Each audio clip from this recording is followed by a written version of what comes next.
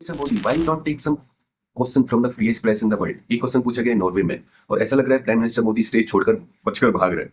उसके बाद राहुल गांधी जी ने भी हाईलाइट करते हुए बोला कि अगर कुछ छुपाने के लिए नहीं है तो डरने की क्या बात है। और जिसके बाद जिस जर्नलिस्ट ने ये क्वेश्चन पूछा था उससे पूछा गया कि अगर आपको ऑप्शन मिलता तो आप कौन सा क्वेश्चन पूछते। उसने बोला कि क्या नॉर्डिक कंट्रीज आपको ट्रस्ट कर सकते हैं क्योंकि आपके यहाँ ह्यूमन राइट्स हैं, माइनॉरिटी राइट्स हैं।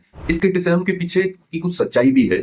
जैसे आरएसएफ की एक रैंकिंग आती है जिसमें इंडिया 180 में से 157वें नंबर पे 157 आउट ऑफ 180, जो कि गिरा है 151 से।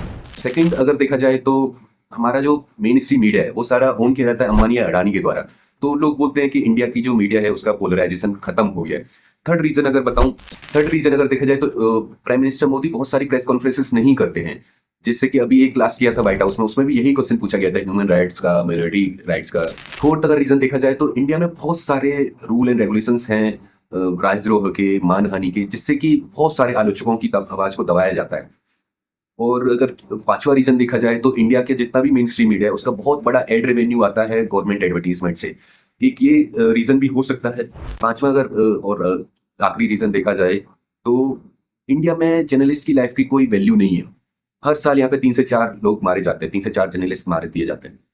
अब आते हैं दूसरी साइड पे। दूसरी साइड में देखा जाए तो इंडिया में प्रेस फ्रीडम तो है। अगर प्रेस फ्रीडम नहीं होती तो हम बात कैसे कर पाते। हो सकता है कि मेन स्ट्रीम प्रेस फ्रीडम नहीं हो लेकिन सोशल मीडिया प्रेस फ्रीडम है, वहां पे क्रिटिसिज्म होता है, आज भी हो रहा है। और रही बात आरएसएफ की रैंकिंग की, उसमें 80 क्वेश्चन पूछे जाते हैं जो कि उसी के द्वारा फंडेड 18 एनजीओ से पूछे जाते हैं। तो क्या उस पर क्वेश्चन नहीं उठना चाहिए।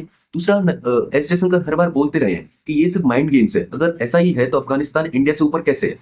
और अगर ये सच में प्रेस फ्रीडम है तो क्या हमें अफगानिस्तान वाली प्रेस फ्रीडम चाहिए। और रही बात क्रिटिसिज्म की, इंडिया में क्रिटिसिज्म तो होता है। अडानी स्कैंडल देख लो, फार्म लॉ पे जो प्रोटेस्ट हुए थे वो देख लो, क्रिटिसिज्म तो है ना इंडिया में।